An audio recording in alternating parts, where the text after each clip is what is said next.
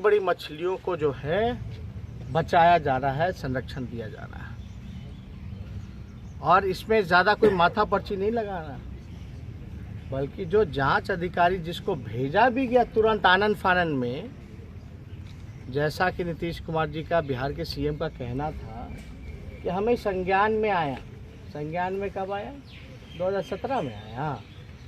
हमारे पास तो सीएजी का रिपोर्ट है 2008 का, आरबीआई की चिट्ठी है कि फर्जी तरीके से सृजन जो है अपना बैंक चला रही है। आय से अधिक आर्थिक अपराध शाखा में जो जयश्री ठाकुर जो थे अधिकारी, उसको कौन बचाया? लगातार एक ही पद पे एक ही जगह कैसे वो कायम थे, जिनका बड़ा हिस्सा सृजन के खाते में था। ये अद्भुत घोटाला, यानी सरकार के खजाना जो है, सरकार के खजाने में जो ट्रेजरी है वहाँ खजाना नहीं था, सृजन के खाते में पूरा सरकार का खजाना था। सरकार को जब ज़रूरत पड़ती थी तो वो सृजन के खाते से लिया करके जो है लैंड एक्विजिशन का काम करती थी। ये तो अद्भुत है, यानी सरकार का पैसा सरकार के पास नहीं, एक निजी एनजीओ के पास था। उसने जो है बिल्डरों को, किन किन लोगों को दे रखा था, तो इस पे जो है जवाब देना है। बाहर भी काफी मात्रा में जल भरा है, हल्की सी बारिश में ही पटना हम लोग तो बोले अभी देखिए ना, बांध से पूरा उत्तर बिहार जो है खतरे पे है।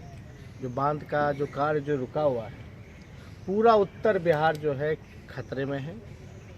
और जल जमाव के कारण जो है सिर्फ पटना ही नहीं बल्कि जितना जिला हेडक्वार्टर है, सब लोग परेशान हैं इससे और डूबने की स्थिति पे आ जाता है। अब रोड है कि नाला के रूप में तब्दील हो जाता है। तो नाला का, ड्रेनेज का प्रॉपर जो व्यवस्था, इंफ्रास्ट्रक्चर होना चाहिए था, प्री मानसून जो काम कराना चाहिए था सरकार को, वो नहीं कराया गया, बल्कि करोड़ों रुपए जो है पानी की तरह बहाया गया। और वो पानी की तरह जो बहाया गया रुपया, उसका कोई हिसाब किताब नहीं है, वो ज़मीनी स्तर पे नहीं दिखाई देता है। पटना का तो छोड़िए, जो ड्रेनेज का जो नक्शा है वही नहीं मिल रहा। पंप हाउस, सम्प हाउस कुछ काम नहीं कर रहा।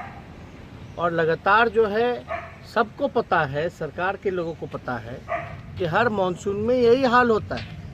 ठीक 15 साल से बिहार के मुख्यमंत्री नीतीश कुमार जी हैं, इस दिशा में उन्होंने क्या काम किया?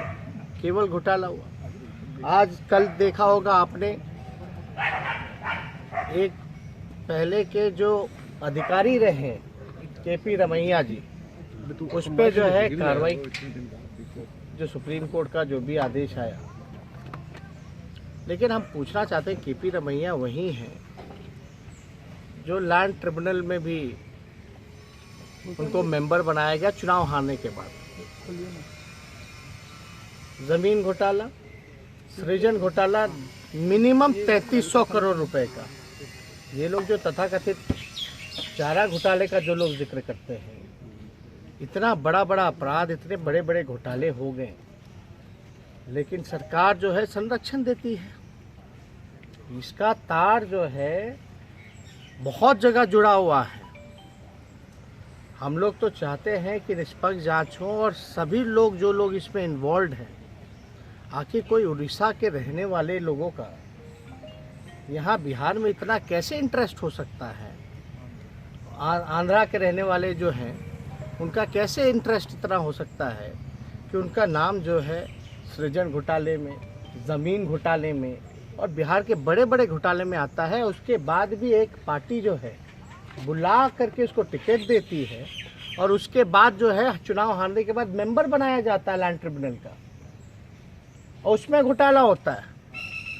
तो हम लोग कहना चाहते हैं कि नीतीश कुमार जी और बिहार की सरकार, कोई 55 घोटाले हुए हैं पूरे बिहार में 15 सालों में, किसी बड़े अधिकारी पे कोई ठोस कार्रवाई नहीं की गई, किसी मंत्री पे कोई कार्रवाई नहीं की गई।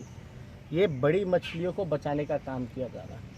आप लोगों को याद होगा कि पूर्व में भी हाई कोर्ट के एक जज ने तल्ख टिप्पणी करते हुए ये बोला था कि भ्रष्टाचारियों को पूरी तरीके से संरक्षण मिल रहा है। अब इस पे हम तो कुछ नहीं कहेंगे, लेकिन बिहार की जनता हिसाब मांग रही है। जो घोटाले हुए बिहार में, 3300 करोड़ का घोटाला हुआ सृजन घोटाले में। कम से कम आकलन किया जा सकता है इसका 3300 मिनिमम। वो 3300 करोड़ का भरपाई आखिर कौन करेगा? कहाँ से उसकी भरपाई होगी? जो 55 बड़े घोटाले हुए 15 साल में, हजारों लाखों करोड़ रुपए, उसकी भरपाई कौन करेगा?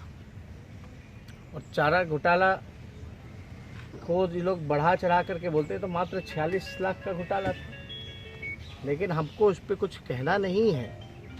कोर्ट अपना काम कर रहा है, लेकिन ये सत्ता में जो बैठे लोग जो संरक्षण देने का काम कर रहे हैं, बिहार में देखा जाए तो ये जल जमाव जो हो रहा है, जिसका सवाल आप लोगों ने पूछा, जब पटना पिछले साल जब डूबा था तो पटना नगर निगम में कितने करोड़ों का घोटाला हुआ था, उस अधिकारी को भी जो है सरकार ने भगा देने का काम किया, बचाने का काम किया, सब कुछ जानते हुए भी।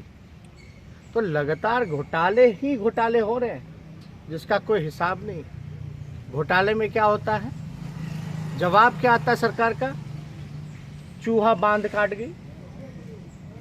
तो चूहा बांध काट गई, ये शराबो चूहा पूज जाती है, तो कोई ठोस कार्रवाई नहीं होता। इसमें पैसा नुकसान जो है देश बिहार की जनता जो है वो टैक्स पे करके सरकार को देती है। जनता का पैसा का पूरा लूट मचा हुआ है, और आज जनता पूछ रही है कि भाई मेरा पैसा रिकवर कैसे होगा, इतने घोटाले हुए तो।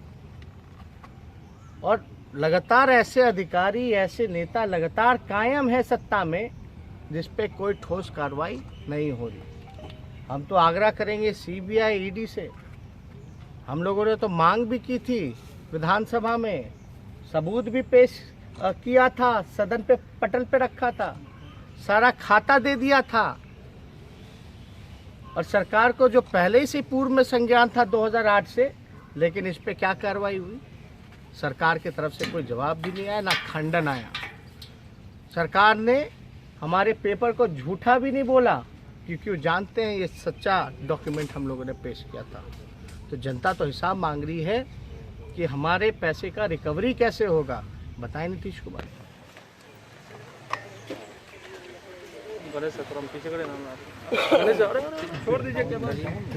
छोड़ दीजिए, बताइए आप लोग खड़े हैं। भैया आप तेजस्वी जी आज आरा जा रहे हैं आप शहीद के परिवारों से मिलने के लिए?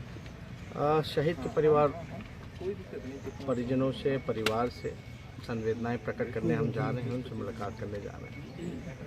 और एयरपोर्ट पे भी हम लोगों ने श्रद्धांजलि दी थी, और जो कुर्बानी दी है उनके सम्मान में, मान में परिवार को जो संभव मदद मिलेगा, एक मजबूती के लिए जो है उनके परिजनों से हम मुलाकात करेंगे। हालांकि एयरपोर्ट पे श्रद्धांजलि जब दे रहा था तो कुछ लोगों से मुलाकात हुई थी, लेकिन घर जाके हम जो है मिल नहीं पाए। तो इसलिए आज दोनों जगह, बीटा में और जगदीशपुर में जो हमारे जवान शहीद हुए थे, उनके परिजनों से आज हमारी मुलाकात। कुमार का जिक्र किया और कहा कि जिस तरीके से उनके पिता ने कहा कि वो बाकी दो पोतों को भी सेना में भेजेंगे, यही हर शहीद के परिजनों का हौसला है। लेकिन पूरे 33 मिनट के अपने संबोधन में मोदी जी ने एक बार अब देखिए, ये तो उनकी मन की बात है। अब हम कैसे बता सकते हैं कि वो अपनी मन की बात में क्या कहें। हाँ, इतना है कि जिस तरीके से उनके पिताजी का बयान आया था, हर एक हिंदुस्तानी का जो है सीना चौड़ा हो गया था, फूल गया था। जो मजबूती उनके पिताजी ने दिखाया है शहीदों के, उसके लिए मान है, सम्मान है। हमारी उनसे बात भी हुई थी, और इससे काफ़ी जो है हौसला भी मिलता है। और हम लोगों का दायित्व बनता है, आम नागरिकों का भी दायित्व बनता है कि ऐसे महान सपूत को जिनने जन्म दिया, उनके मान सम्मान में कोई कमी ना छोड़े। चीन पे क्या कहना है, नहीं कहना है, हम लोगों ने अपनी बात जो है हर एक प्लेटफॉर्म पे कहा है। चीनी जो घुसपैठियाँ, जो कायरपूर्ण जो हरकत जो की है, उसको लेकर के हम लोग सब, हमारी पार्टी जो है भारतीय सेना के साथ है। और जो भी कार्रवाई करना हो, हम लोग जो है भारत सरकार के साथ रहेंगे। लेकिन बात जो है बार बार जो निकल के आ रही है, जो फिंगर पॉइंट तक जो है चीनी सैनिक जो है पहुंच गया है। फिंगर पॉइंट से फिंगर 8 तक का जो ज़मीन है वो विवादित ज़मीन है, और फिंगर 4 से फिंगर 8 के पॉइंट तक जो है भारतीय सेना हमेशा जो है पेट्रोलिंग किया करती थी। अब ये बात जो है हम तो नहीं कह रहे, हम तो किसी पे सवाल नहीं उठा रहे, और लेकिन जितने भी रिटायर्ड आर्मी ऑफिसर्स हैं उनको बयानों को हम लोग देख रहे हैं। हमको लगता है कि सरकार को जो सवाल रिटायर्ड आर्मी के जो लोग पूछ रहे हैं, अधिकारी पूछ रहे हैं, मेरे ख्याल से उसको लेके थोड़ी स्पष्टीकरण और ट्रांसपेरेंसी होनी चाहिए। अच्छा, पटना